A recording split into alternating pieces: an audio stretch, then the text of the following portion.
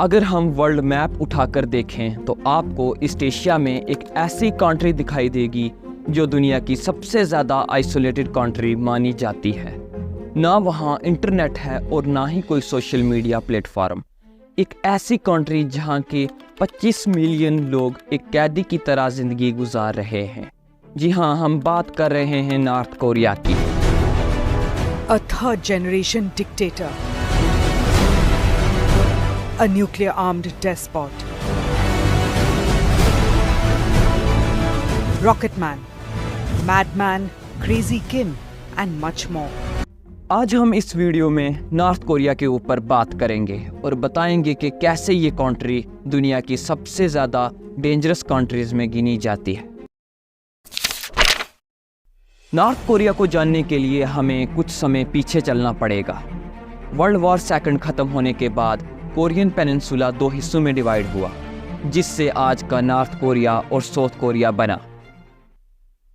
World war second जब ख़त्म हुआ उससे पहले Korean peninsula Japanese colonial rule के अंडर था। जब जापान ने सरेंडर किया, कोरियन पेनिनसुला दो हिस्सों में टूटा। नॉर्थ वाला पार्ट सोवियत यूनियन कंट्रोल करने लगा और साउथ वाला part United state. Korea war and हुआ जिसमें बहुत सारी कैजुअलिटीज़ भी हुई। उसके बाद एक फॉर्मल पीस ट्रीटी साइन की गई जिसका मतलब था नॉर्थ और साउथ कोरिया को वॉर से रोकना। करंट सिचुएशन में भी इन दो कंट्रीज़ के बीच कुछ खास फ्रेंडली रिलेशन नहीं है, जिससे इन दोनों के बीच वार होने का डर हर वक्त लगा रहता है।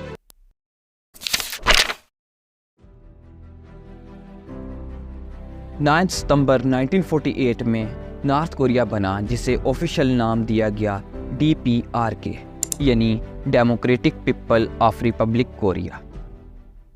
ये कंट्री सिर्फ नाम की ही डेमोक्रेटिक बनी। असलियत में यहाँ तब से लेकर आज तक एक ही रूलिंग पार्टी और एक ही फैमिली के मेंबर रूल कर रहे हैं, जिसका नाम है किम डिनेस्टी। किम डिनेस्टी नॉर्थ कोरिया पे 75 सालों से रूल करते आ रही है। इन 75 सालों में सिर्फ 3 ही सुप्रीम लीडर बने, वो भी सेम फैमिली के, जिनमें किम जोंग उन के पापा किम जोंग इल और किम जोंग उन के दादा किम इल सुंग थे। अगर आप सिंपल वर्ड्स में समझे तो एक ही फैमिली की डिक्टेटरशिप 75 सालों से चली आ रही है। ये साल था दिसंबर 2011 का, जब पहली बार किम जोंग उन लीडर बनते हैं। किम जोंग उन के पहले 10 साल में इकोनॉमिक फेलियर, न्यूक्लियर डिप्लोमेसी और मिलिट्री पावर में बहुत ज़्यादा इंक्रीज हुई। 사회주의 강국 건설 위협 수행에 새로운 고적이 격변기를 맞이하고 있는 우리 혁명의 일상। किम जोंग उन ने पावर में आते ही अपने सभी राइवल्स को रास्ते से हटाया, जिनमें उनके सौतेले भाई और चाचा को उन्होंने इनसबऑर्डिनेट के जुर्म में सज़ा दी। किम जोंग उन सब ऑफिशियल और मिलिट्री जनरल को भी पोस्ट से हटाया, जिनको किम जोंग उन के पापा किम इल सुंग ने अपॉइंट किया था। डिक्टेटर किम ने सबसे पहले अपनी प्रायोरिटी मिलिट्री पावर को रखा, जिसमें उसने नॉर्थ कोरिया के न्यूक्लियर प्रोग्राम ब्योंगजिन लॉन्च किया और डिक्टेटर किम ने दुनिया को अपने न्यूक्लियर प्रोग्राम का नज़ारा दिखाया। नॉर्थ कोरिया ने 6 न्यूक्लियर टेस्ट किए और उसके बाद हर साल वो टेस्ट करते गए। और यही नहीं, 7 जनवरी 2016 में उसने दुनिया को खबर दी कि नॉर्थ कोरिया ने सक्सेसफुली हाइड्रोजन बम का टेस्ट कर लिया है। हाइड्रोजन बम जो 100 न्यूक्लियर वेपन से भी ज़्यादा विनाशकारी ताकत रखता है। कोरिया के पास इस वक्त 9,50,000 एक्टिव सोल्जर हैं और नॉर्थ कोरिया के पास इस वक्त 5545 टैंक्स, 2500 इन्फिलिट्री व्हीकल्स और 10,000 आर्टिलरी पीस हैं और 5500 मल्टीपल रॉकेट लॉन्चर सिस्टम मौजूद हैं और जिनका इस्तेमाल तानाशाह किम जोंग उन के मूड पर डिपेंड करता है। अप्रैल 2020 में रूमर्स फैलना स्टार्ट हुए कि किम जोंग उन की तबीयत बहुत ज़्यादा ख़राब हो चुकी, जिस वजह से उनके सीक्रेट और सीरियस ऑपरेशन करने पड़े, जिसके बाद उनके बचने के चांस बहुत ही कम बताए जा रहे थे। ये रिपोर्ट साउथ कोरिया के डेली NK न्यूज़ चैनल में पब्लिश की गई थी। किम जोंग उन ने उन दिनों बहुत ही ज़्यादा वेट गेन कर लिया था, जिसकी वजह से उन्हें सीरियस डायबिटीज़ डायग्नोस किया गया। दुनिया को ऐसा लगा कि शायद ये किम जोंग उन की बला दुनिया से हट जाएगी, लेकिन अचानक 2021 में किम जोंग उन ने टीवी पे आकर भाषण दिया, जिसमें वो बहुत ही ज़्यादा हेल्दी नज़र आए। उसके बाद किम ने फिर से अपने न्यूक्लियर प्रोग्राम और टेस्ट करना स्टार्ट कर दिया, जिससे बाकी दुनिया, खास करके यूनाइटेड स्टेट के होश उड़ गए। चलिए अब बात करते हैं हम नॉर्थ कोरिया के लोगों के बारे में, जहां पर ना ही आप बाहरी दुनिया से बात कर सकते हैं और ना ही किसी टाइप की मदद मांग सकते हैं। नॉर्थ कोरिया की गवर्नमेंट ने continuously basic human rights suppress किए हैं। Freedom of expression, religion assembly, civil society और ट्रेड यूनियन इंक्लूडेड है। जुल्म यहाँ तक है कि वहाँ कोई इंडिपेंडेंट मीडिया चैनल एक्टिव नहीं है। जो भी न्यूज़ लोगों को दिखाई जाती है, पहले वो किम जोंग के सिपाही रिव्यू करते हैं और फिर नॉर्थ कोरिया के लोगों को वो न्यूज़ बताई जाती है।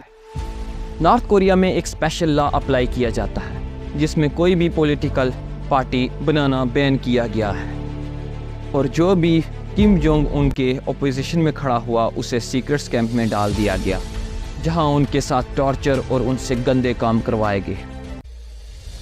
इस डर से वहां कोई न्यू पॉलिटिकल पार्टी या ऑपोजिशन बनने की हिम्मत नहीं रखता।